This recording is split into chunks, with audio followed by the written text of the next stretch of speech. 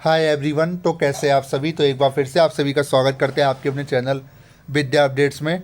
तो आज की वीडियो में हम डिस्कस करने आए हैं जून 2025 के सेशन के लिए इग्नू के जितने भी स्टूडेंट हैं।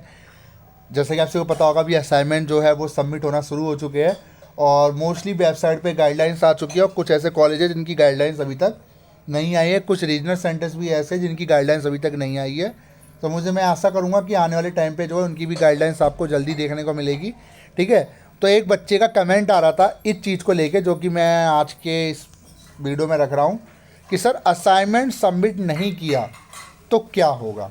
मतलब अगर मान लीजिए अगर मैंने अपना असाइनमेंट सबमिट नहीं कर किया तो क्या होगा, इससे आपको क्या नुकसान होगा। ठीक है। तो आज की वीडियो काफ़ी इंटरेस्टिंग है इस टॉपिक को लेकर कि मान लीजिए अगर आपने असाइनमेंट सबमिट नहीं किया जून 2025 सेशन के लिए, इस कंडीशन में क्या होगा। तो देखिए ध्यान से सुनिए मेरी पहली बात। पहली चीज़ ये, जुलाई 2024 सेशन की यहाँ मैं बात करने आया हूँ पहले। तो देखिए ठीक है। तो जुलाई 2024 सेशन के जो स्टूडेंट है उनका जो सेशन एग्जामिनेशन का लगता है वो जून सेशन लगता है। जून सेशन में जो है आपके एग्ज़ाम होते हैं और उसी जून सेशन एग्ज़ाम से पहले जो है आपके एक असाइनमेंट जो है वो सबमिट होते हैं। अगर आप इस जून सेशन के लिए असाइनमेंट सबमिट नहीं करते हो लास्ट डेट से पहले तक, तो इस कंडीशन में होगा ये कि आपका सेशन लेट हो जाएगा। लेट होने का मतलब ये कि आप लेट हो जाओगे, मतलब होगा क्या कि आप एग्ज़ाम फॉर्म तो भर पाओगे, एग्ज़ाम दे पाओगे, आपका एग्ज़ाम का रिजल्ट भी आ जाएगा, बट वो सब्जेक्ट आपके क्लियर नहीं माने जाएंगे जब तक आपके असाइनमेंट के उस सब्जेक्ट के जो है नंबर सेपरेट ना अपडेट हो। मान लीजिए जैसे आपके पास कोई सब्जेक्ट है हिंदी का, ठीक है, उस हिंदी का आपने एग्ज़ाम फीस आपने पे करी, आपने एग्ज़ाम देकर आए, उसमें से आप 100 में से मान लीजिए नंबर लेकर आए 50 नंबर, आप पास हो गए। बट असाइनमेंट पे आपके 0 नंबर है क्योंकि आपने असाइनमेंट सबमिट नहीं किया।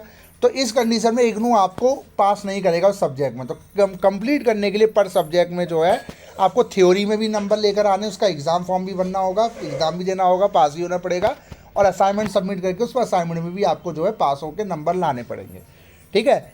अब सबसे बड़ा सवाल, सर मान लीजिए हमने एग्ज़ाम फीस भर दी, एग्ज़ाम देते और असाइनमेंट सबमिट नहीं करते, उस कंडीशन में क्या होगा। तो उस कंडीशन सिंपल सी बात है, आपको जो असाइनमेंट है अभी दिसंबर सेशन में सबमिट करने पड़ेंगे। ठीक है। इससे होगा ये कि अभी जो असाइनमेंट सबमिट होंगे उनके नंबर आपके दिसंबर तक आएंगे, बट जो दिसंबर में सबमिट करोगे वो अगले साल तक आएंगे। इससे क्या होगा, डिले हो जाएगा, आपका सेशन डिले होगा, जिससे दिक्कत आपको होगी। ठीक है। तो इसीलिए बोला जाता है कि नुकसान आपको यही होगा, सेशन डिले होगा। जो आपकी ग्रेजुएशन या पोस्ट ग्रेजुएशन आपकी मिनिमम 3 साल या दो साल में होनी थी, वो आपकी हो सकता है 4 साल में हो या 3 साल में आपकी पीजी कंप्लीट हो। क्यों? क्योंकि आप असाइनमेंट सबमिट लेट कर रहे हो। ठीक है। तो असाइनमेंट सबमिट नहीं किया तो सबसे बड़ा नुकसान आपका यही होगा कि आपका सेशन लेट होगा, प्रॉब्लम, आप फेल हो जाओगे उस सब्जेक्ट में जिसका एग्ज़ाम भी आप देकर आए हो। तो ठीक है। और पहली बात देखिए, फेल होने का मतलब बिल्कुल ये नहीं है कि पहली बात तो असाइनमेंट आपका वन टाइम ही सबमिट होता है। एक बार असाइनमेंट में नंबर आ गए तो फिर आप उसको दोबारा से रीसबमिट नहीं कर सकते। बाकी थ्योरी का एग्ज़ाम में अगर आप पास हो जाते हो, जो भी पासिंग क्राइटेरिया हम आने वाले टाइम पे डिस्कस करेंगे, तो उसके अकॉर्डिंग फिर आपको दोबारा से एग्ज़ाम देने की जरूरत नहीं पड़ेगी। बट असाइनमेंट आपको सबमिट करना पड़ेगा। जब तक असाइनमेंट के नंबर उस सेपरेट सब्जेक्ट पे नहीं चढ़ेंगे तब तक आपको सब्जेक्ट कंप्लीट नहीं माना जाएगा, और आपका जो ग्रेड कार्ड है वो कंप्लीट नहीं होगा तब तक आपको जो है ना तो आपका कोर्स कंप्लीट माना जाएगा, प्रोग्राम कंप्लीट नहीं होगा, ना ही आपको डिग्री दी जाएगी।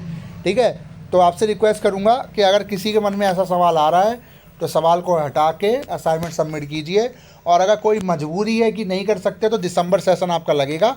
उस सेशन में जब भी सबमिशन होगा मैं आपको बता दूंगा 2025 के लिए। तो वीडियो कैसी लगी ज़रूर बताएगा। Thank you so much.